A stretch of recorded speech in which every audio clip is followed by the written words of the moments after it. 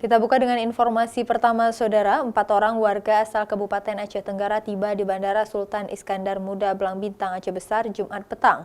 Setelah sebelumnya sempat mengungsi di Surabaya pasca terjadinya kerusuhan di Wamena, Papua. Selain keempat warga ini, ada 15 orang lainnya yang sedang didata untuk dipulangkan kembali ke Aceh atas instruksi PLT Gubernur Aceh. Saat ini Kepala Dinas Sosial Aceh bersama rombongan sudah bertolak ke Papua.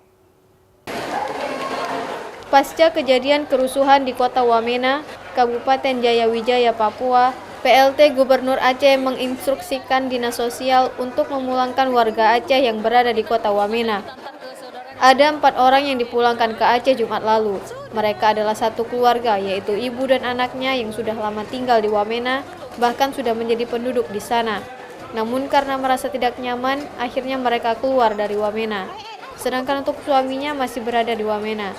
Mereka sempat mengungsi dan diamankan di Dinas Sosial Provinsi Surabaya.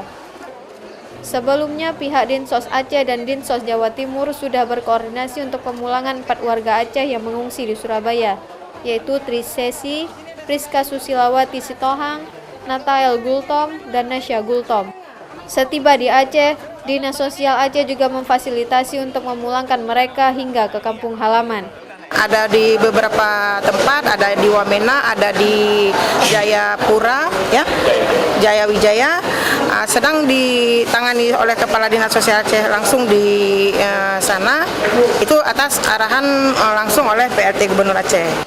Saat ini Kepala Dinas Sosial Aceh bersama rombongan sudah bertolak ke Papua untuk mendata dan mengurus warga Aceh yang di sana, baik di Wamena Jayapura maupun Jayawijaya. Berdasarkan data yang dihimpun Dinsos Aceh, ada 15 orang warga Aceh yang masih berada di Papua.